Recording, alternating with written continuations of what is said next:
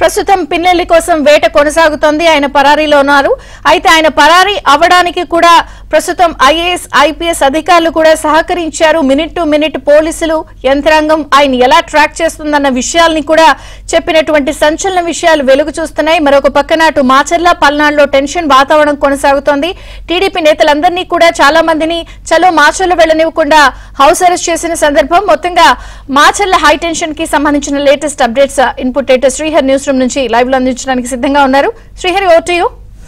విజయచంద్రిక, దేశ ఎన్నికల సంఘం ఆదేశించింది. 2 రాష్ట్రాలకు సంబంధించినటువంటి పోలీస్ బృందాలు ఒకవైపు గాలిస్తున్నాయి. అయినప్పటికీ కూడా మాచర్ల ఎమ్మెల్యే పిన్నెల్లి కావచ్చు, వాళ్ళ సోదరుడు ఇద్దరు కూడా ఇప్పటి వరకు ఆచూకీ లభించినటువంటి పరిస్థితి. ఇంకొక వైపు పల్నాడులో జరిగినటువంటి ఘటనలపైన చలో పల్నాడుకు కూడా తెలుగుదేశం పార్టీ పిలుపునిచ్చింది. పల్నాడుకు వెళ్లకుండా ఎక్కడికక్కడ అరెస్టులు చేసి గృహ నిర్బంధం చేసినటువంటి పరిస్థితి. మరొక వైపు పోలింగ్ రోజు జరిగినటువంటి ఘటనలు కూడా ఇంకా వెలుగు చూస్తున్నాయి. ప్రస్తుతం పిన్నెల్లి సోదరులు పరారు కావడంతో ధైర్యం చేసి ఆ రోజు రికార్డ్ చేసినటువంటి వీడియోలను కూడా చాలా మంది నియోజకవర్గం నుంచి బయట పెడుతున్నటువంటి పరిస్థితులు మనకు కనిపిస్తున్నాయి. ఇంకొక వైపు ఎలక్షన్ కమిషన్ నిన్న చాలా స్పష్టంగా 5 గంటల లోపు అరెస్ట్ చేసి తమకు నివేదిక పంపాలని చెప్పి ఆదేశించింది. అరెస్ట్ అయితే జరగలేదు. నివేదిక పంపించినటువంటి నేపథ్యంలో ఎలక్షన్ కమిషన్ ఇవాళ ఏ రకంగా దీనిపైన చర్యలు తీసుకోబోతోందనేది కూడా ఆసక్తి రేపుతోంది. అసలు పోలింగ్ జరిగిన తర్వాత ఈ విషయం వెలుగు చూడకపోవడం, కేసు పెట్టినప్పటికీ కూడా దాంట్లో ఎమ్మెల్యే ధ్వంసం చేసినట్లుగా లేకపోవడం కావచ్చు, అరెస్ట్ చేయకపోవడం, ఇలాంటి ఘటనలపైన ఇప్పటికే ఎలక్షన్ కమిషన్ సీరియస్ అయ్యింది. దీంతో పోలీసు అధికారులు అరెస్ట్ చేసి కనీసం కొంత ఉపశమనం పొందాలనేటువంటి ప్రయత్నం చేస్తున్నప్పటికీ కొంతమంది ఇంటి దొంగలే సమాచారం ఇస్తూ ఎప్పటికప్పుడు కూడా తప్పిస్తున్నారు అనేటువంటి ఆరోపణలు వినిపిస్తున్న నేపథ్యంలో అసలు పిన్నెల్లి సోదరులు ఎక్కడున్నారు, చలో పల్నాడుతో జరుగుతున్నటువంటి పరిణామాలు ఏంటి, ఎలక్షన్ కమిషన్ ఇవాళ ఏం చేయబోతోంది అనేది కూడా మనం డిస్కస్ చేద్దాం. మనతో పాటు మా Delhi bureau chief Krishna live లో ఉన్నారు. అలానే ఏపీ నుంచి కూడా మా ఏపీ బ్యూరో చీఫ్ రామారావు మనతో పాటు లైవ్ లో ఉన్నారు. ఇక చలో పల్నాడు సంబంధించినటువంటి అప్డేట్స్ అందించేందుకు గుంటూరు నుంచి కూడా సాంబశివరావు లైవ్ లో ఉన్నారు. సాంబశివరావు, ఏంటి చలో పల్నాడుకు పిలుపునిచ్చినటువంటి నేపథ్యంలో ప్రస్తుతం పరిస్థితి ఏంటి? చాలా మందిని కూడా గృహ నిర్బంధం చేసినటువంటి పరిస్థితులు కనిపిస్తున్నాయి. అయినప్పటికీ కూడా వెళ్లే ప్రయత్నం చేయబోతున్నారు. అక్కడ బాధితులకు భరోసా ఇవ్వాలని చూస్తున్న నేపథ్యంలో ప్రస్తుతం అక్కడ ఎలాంటి పరిస్థితి నెలకొంది? శ్రీహరి, మొత్తానికి పల్నాడు జిల్లా మాచర్ల నియోజకవర్గంలో పోలింగ్ రోజున పోలింగ్ అనంతరం జరిగిన దాడులు, హింసాత్మక ఘటనల నేపథ్యంలో చాలామంది, వందలాది మంది టీడీపీ ఏజెంట్లు, సానుభూతి పరులు అక్కడ ప్రజలు గాయపడి ఆసుపత్రి పాలై ఉన్నారు. కొంతమంది ప్రాథమిక చికిత్స అనంతరం తమ ఇళ్లలోనే వైద్యం తీసుకున్న పరిస్థితి అయితే ఉంది.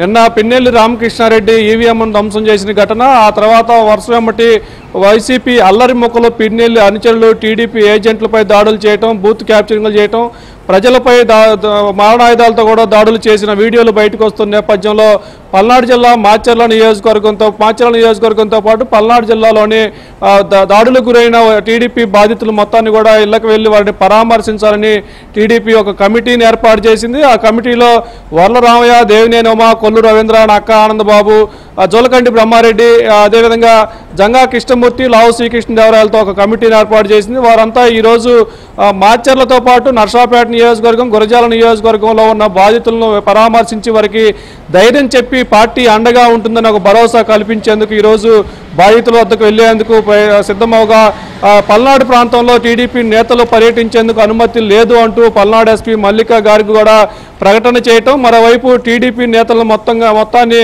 గత రాత్రే హౌస్ అరెస్టులు చేసి వారిని నోటీసులు ఇచ్చి ఇళ్ల నుంచి బయటకు వస్తే కేసులు నమోదు చేసి అరెస్టు చేస్తామంటూ కూడా వాళ్ళు వారిని ఇళ్లకే పరిమితం చేసిన పరిస్థితి అయితే ఉంది. మరోవైపు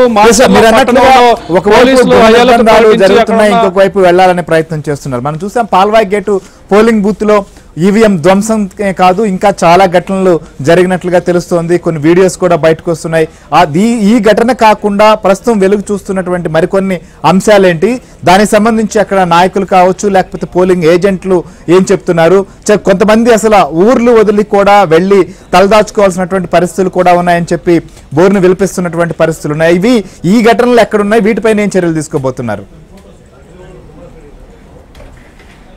మాచర్ల నియోజకవర్గంలోని రెంటచింతల మండలం పాల్వాయి గేట్లో స్వయంగా ఎమ్మెల్యే పిన్నెల్లి రామకృష్ణారెడ్డి వెళ్ళి ఈవీఎం ధ్వంసం చేసిన సమయంలో శేషగిరిరావు అనే టీడీపీ ఏజెంట్ వారిని అడ్డుకునే ప్రయత్నం చేయగా అతనిపై మారణాయుధాలతో పిన్నెల్లి అనుచరులు దాడి చేసి అతన్ని తలపగలు కొట్టడం జరిగింది. అక్కడ ఘర్షణ జరిగి యుద్ధ వాతావరణం చోటు చేసుకునే నేపథ్యంలో అక్కడి నుంచి ఎమ్మెల్యే పారిపోయిన పరిస్థితి అయితే ఉంది.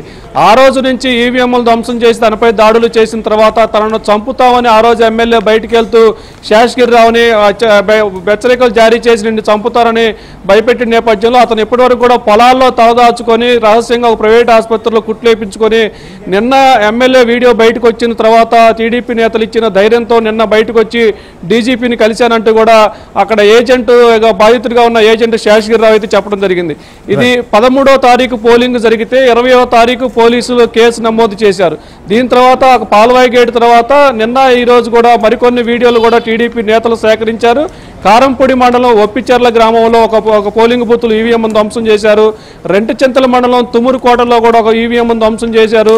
రెంటచింతల మండలం జట్టిపాలెంలో కూడా మరొక ఈవీఎం ధ్వంసం చేసిన పరిస్థితి అయితే ఉంది.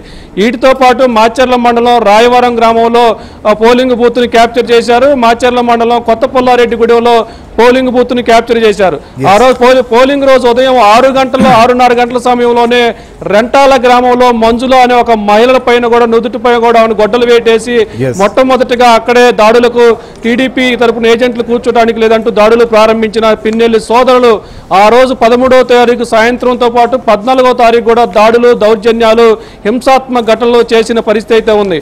వీటన్నిటి బాధితులను పరామర్శించి వారిని ధైర్యం చెప్పేందుకు టీడీపీ నేతలు సిద్ధమైతే వారిని అడ్డుకోవడంపై కూడా టీడీపీ నేతలైతే ఆగ్రహం వ్యక్తం చేస్తున్నారు.